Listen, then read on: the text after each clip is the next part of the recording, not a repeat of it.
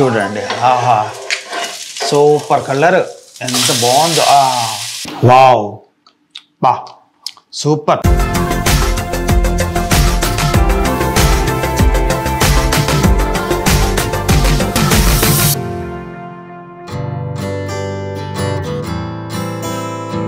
Hello, అందరికీ నమస్కారం. Welcome to Lakshmi Prabhu blogs. ఈరోజు మనం ఒక కొత్త రెసిపీని తయారు చేసుకోబోతున్నాము. అది ఏంటంటే కొత్తదేం కాదు, అందరు చేసుకునేది. సర్వపిండిని తయారు చేస్తున్నాం.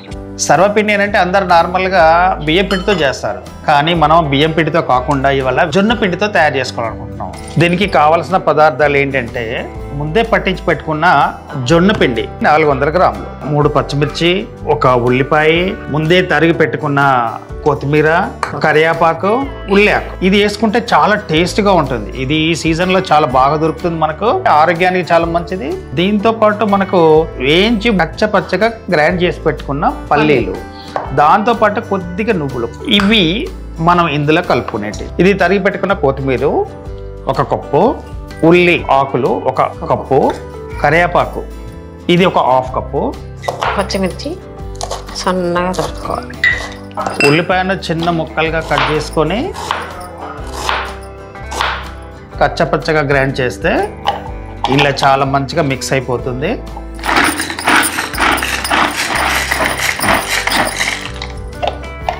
ఇలా చిన్నగా కట్ చేసుకున్న ఉల్లిపాయను కూడా దీనిలో యాడ్ చేసుకొని తరిగిపెట్టిన పచ్చిమిర్చి ముక్కలు, దీంతోపాటు నువ్వులు, పల్లీలు, 1 3 స్పూన్ల ఎర్రకారము, కాస్తంత పసుపు, మనకు రుచికి సరిపడా ఈ రాక్ సాల్ట్ని కూడా యాడ్ చేసుకున్నాం.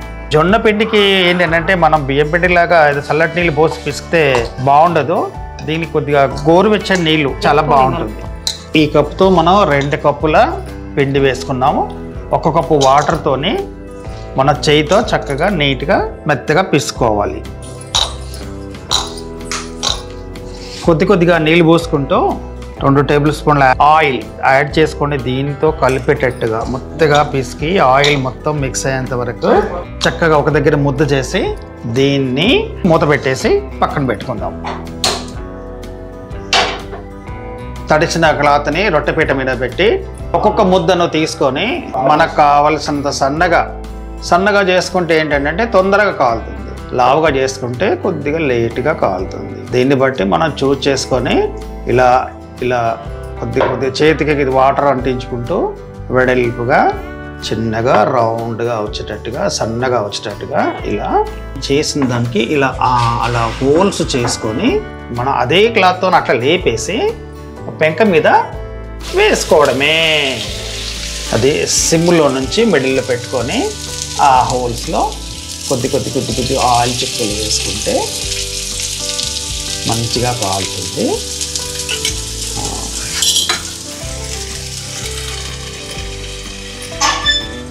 ఇలా మూత పెట్టి 1.5 to 2 minutes అలాగా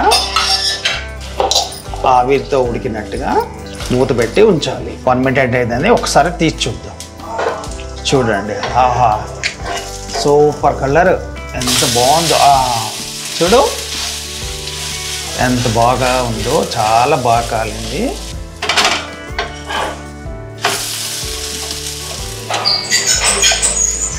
చాలా బాగుంది, చూస్తుంటేనే తినాలనిపిస్తుంది. ఇలా కావాలంటే వాటిని తీసుకొని ఒక ప్లేట్లో పెట్టేసుకోవాలి. 1 by 1 మన పిసికి పెట్టుకున్న పిండి ఎంత అయిపోయేంత వరకు ఎన్ని అవుతాయో చూసుకొని అన్నీ కూడా సేమ్ పద్ధతిలో అన్నీ ఇట్లా హోల్స్ చేసుకొని అలా సింపుల్ అయిపోయింది. మధ్యలో మనం చేసిన హోల్స్లో కూడా ఆయిల్ వేసుకుంటూ తర్వాత మూత పెట్టి సేమ్ ఇంకా అంతే 1 నిమిషం అలా ఉడకనిస్తే చాలు. ఇక దాన్ని మళ్ళీ తిప్పి పక్కన వేసుకోవాలి.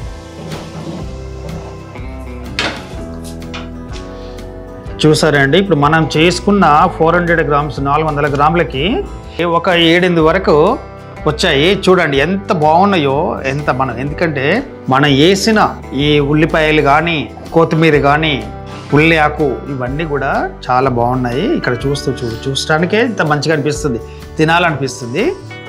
ఇది వేడిగా మనము వీటిని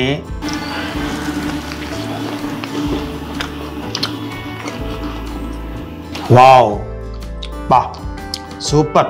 అందరం తినొచ్చు. ఇది అందరికీ కూడా ఆరోగ్యానికి చాలా మంచిది, అరుగుదల కూడా చాలా బాగుంటుంది. ఇది ఈ రెసిపీని మీరు కూడా ఇంట్లో తయారు చేసుకొని టేస్ట్ చేసి కామెంట్ బాక్స్లో కామెంట్ పెట్టండి.